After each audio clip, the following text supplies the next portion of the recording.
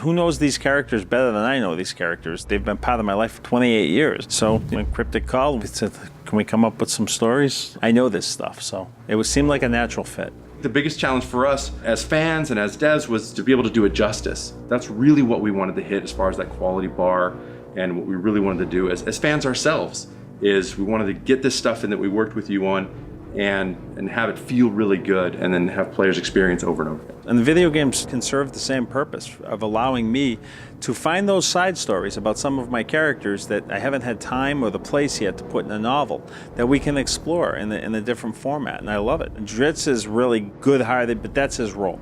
Drizzt is the hero. He's who I wish I had the courage to be. What we really wanted to do was make sure that we captured the essence of that iconic character. Not just Drizzt, but Point as well, and Brunor.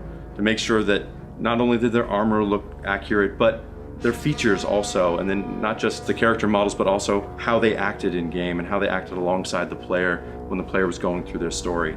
I always love it when the races nobody takes seriously show a little more insight and conniving nature. One of the reasons I love the Drow, not as player characters, but as monsters, is because in the old D&D, first level Dark Elves in the Underdark, wearing the right gear, could take on a party of 5th level adventurers and kick the tar out of them and humble them, and then even if they won, the gear would be no use to them. So that was what really made Drow so much fun for me as an evil DM. And I am.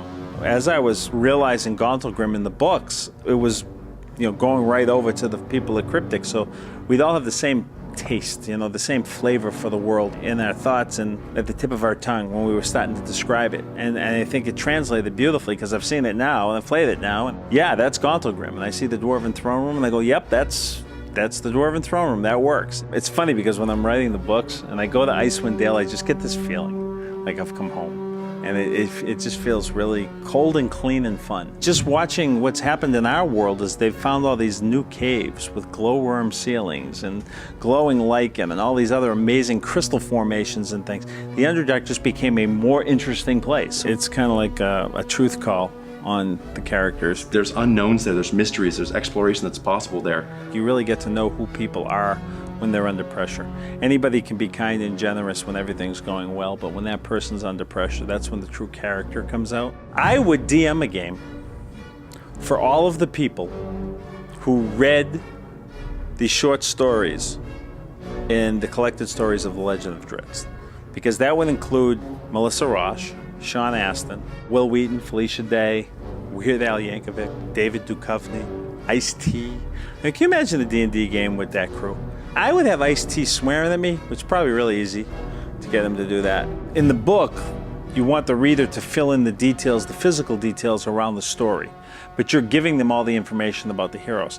In the video game, it's almost the opposite, where you're giving them all the visual details of the story, but what you want is for them to write their own story within the context of the setting you've given them. So you always have to be aware when you're working on a video game that the most important character in the story you're writing isn't Drizzt or Brunor or Point or anyone like that. It's the character the player is playing, because he or she is the one writing the story. This is their book. It's their game.